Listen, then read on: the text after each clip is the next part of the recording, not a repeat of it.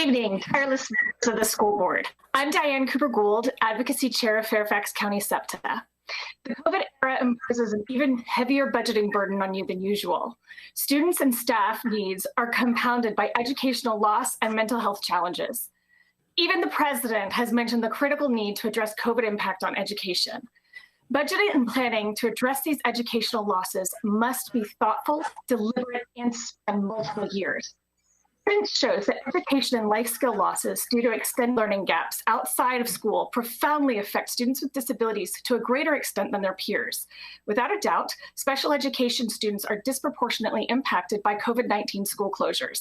And yet the plan for special education recovery services is extremely vague.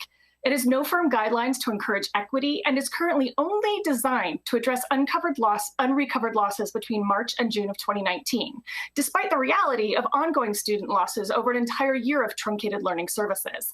How are we as a county planning for the long-term, multi-year effort it will take to catch up all of our students? And where is the comprehensive plan to target those hardest hit? One of the biggest blocks holding back FCPS is the failure to adequately plan for, implement, analyze, and most importantly, sustain new initiatives over time. It is critical that FCPS have clear project management plans. These plans must be deliberate and specific.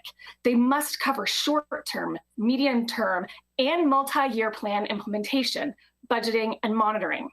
FCPS must budget for ongoing labor and resources, not just initial rollouts. In particular, SEPTA is extremely concerned about the lack of a specific plan and budget for the enactment of the new Restraint and Seclusion policy. Restraint and Seclusion policy is meaningless if not implemented with fidelity and staff are not solidly trained in new and effective strategies to address student needs. The deadline is practically around the corner, and yet despite our repeated inquiries, there is zero evidence of an effective plan being designed to implement this policy safely and to make a positive transition.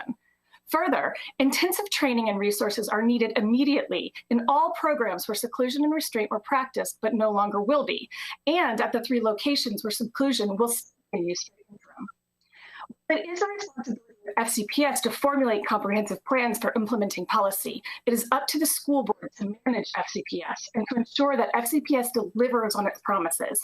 It is critical that the budget take into account the full multi-year implications of restraint and seclusion policy and all new policies, or those policies will not be effective. Children and staff will be traumatized, and this will be a failure on the part of FCPS and the school board. Thank you for your time.